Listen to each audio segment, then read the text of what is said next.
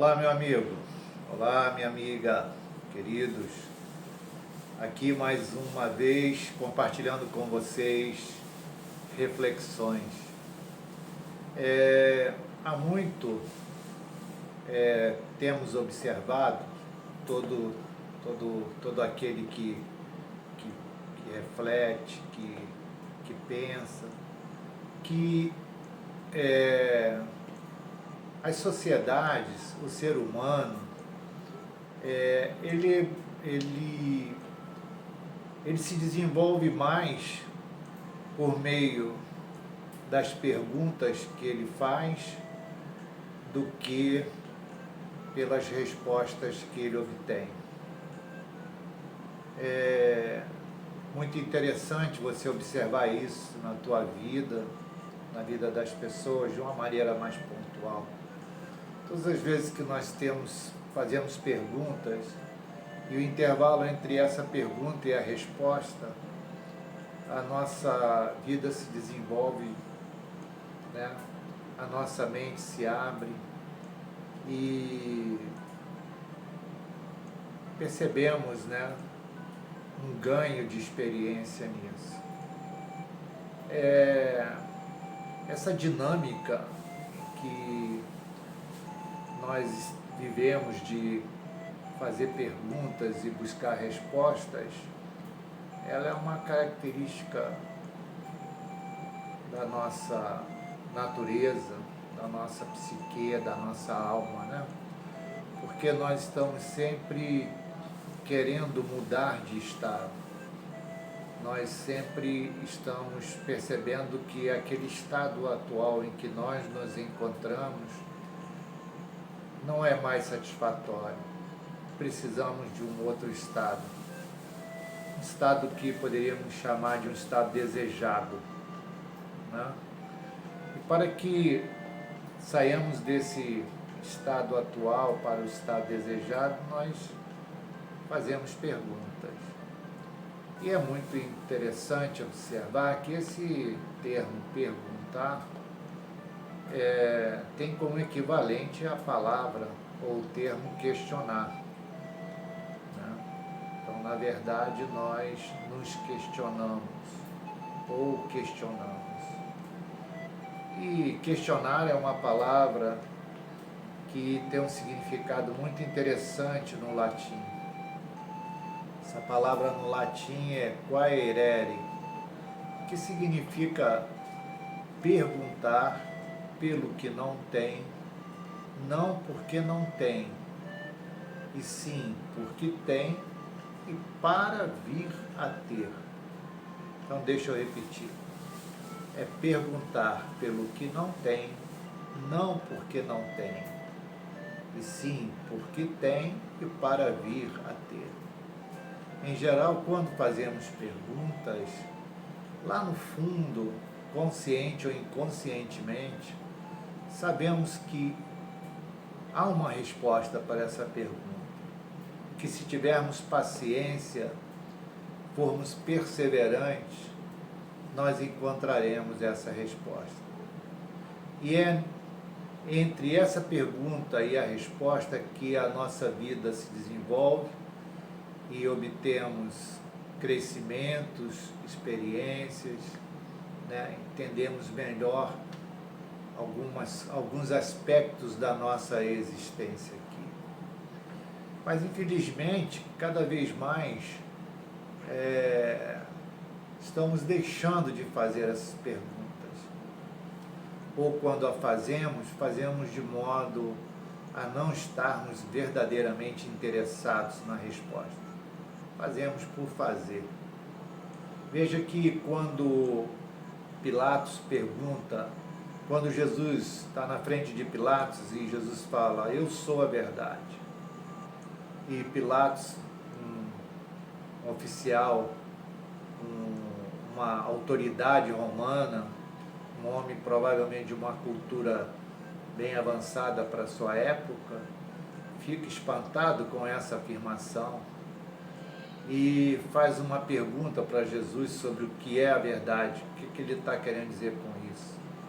Mas ao mesmo tempo que ele faz a pergunta, ele vira as costas e vai embora, sai do ambiente. Então, nós muitas vezes não encontramos a resposta e não mudamos o nosso estado porque somos impacientes e não esperamos a resposta. O Quairere, ele tem muito a ver, ou eu entendo como sendo da mesma substância que a matemática. Veja que a matemática, ela é uma ciência, ou se você entendê-la como ciência, para mim, ela é um estado de consciência. Então, ela é um estado de consciência ou de uma ciência que faz perguntas e busca pelas suas respostas, né? Tanto, ela define coisas como axiomas, teoremas, cria toda uma linguagem para que, de modo preciso e rigoroso, essas perguntas possam ser feitas e serem respondidas de maneira adequada. Então, diante dessa visão que eu tenho da matemática como estado de consciência, de uma consciência que pergunta e que busca por uma resposta, de uma consciência que, ao fazer essa pergunta, lá no fundo, ela sabe que há uma resposta. Ela não está fazendo uma pergunta por algo que não faz sentido. Ela sabe que a pergunta que ela está fazendo faz sentido. Ela é envolvida por um nível, por uma dimensão de sabedoria que eu entendo, eu menciono como uma sabedoria ulterior, algo que está tão dentro de você que muitas vezes você não tem palavras adequadas para expressar ou essa resposta ou essa pergunta, mas ela está lá dentro e ela se desenvolve e você chega lá. Isso tudo, para mim, é uma dimensão de vivência metafísica que pode se dar dentro de uma lógica ou dentro de uma analógica. Tá? Quando eu falo em lógica e analógica, a lógica, a maneira como nós pensamos, resolvemos nossos problemas de forma concreta, e analógico, uma outra lógica que vai atender às suas demandas dentro de uma outra dimensão, né? Então, matemática, Quairere e espiritualidade são categorias, né, de uma mesma equivalência ou faces de uma mesma moeda, que quando é valorizada por pessoas que gostam de pensar, de pessoas que gostam de refletir, que buscam por respostas em suas vidas, elas funcionam como uma instrumentalização de entendimento muito boa, né? E dentro desse panorama, dentro dessa perspectiva, que eu vou começar, já até coloquei lá no YouTube, alguns vídeos relacionados com matemática e espiritualidade. Tá? Muitas pessoas, por causa da forma como elas tiveram contato com a matemática, né? E a matemática se tornou uma ciência muito marginalizada para as pessoas, né? Elas entendem matemática como algo que é só para contar e resolver equações e coisa criada pela mente humana. Nada disso. A matemática é a nossa estrutura.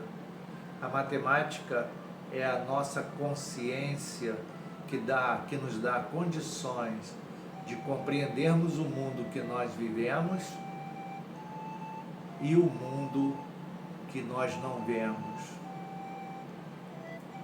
E quando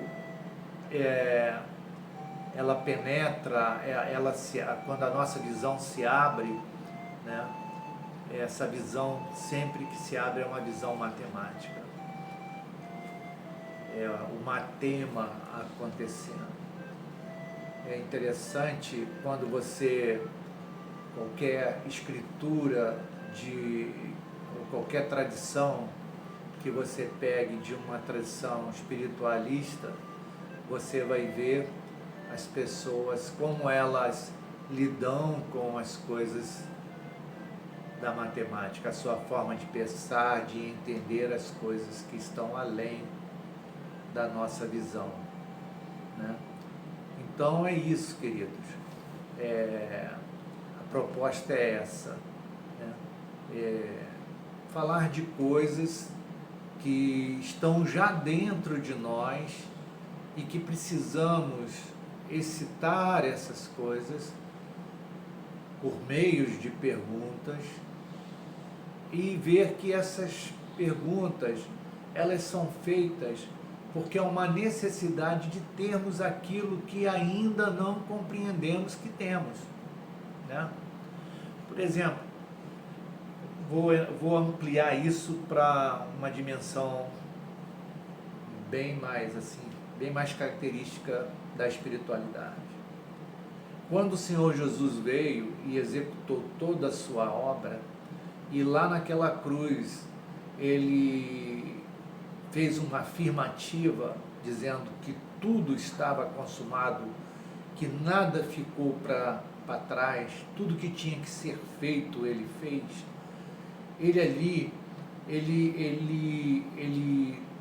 Ele traz para nós o conhecimento de um novo período, um período que os teólogos chamam, quando é Deus agindo no nosso universo, de uma dispensação, e que os estudiosos, os teólogos chamam de a dispensação da graça. O que é a graça de Deus? A graça de Deus é o favor de Deus direcionado ao homem, sem se preocupar se o homem merece ou não. Ele oferece ao homem. E se esse homem recebe isso que ele está oferecendo diante de Deus, para que ele receba isso, é porque ele crê nesse oferecimento e ele recebe isso chama-se fé, né?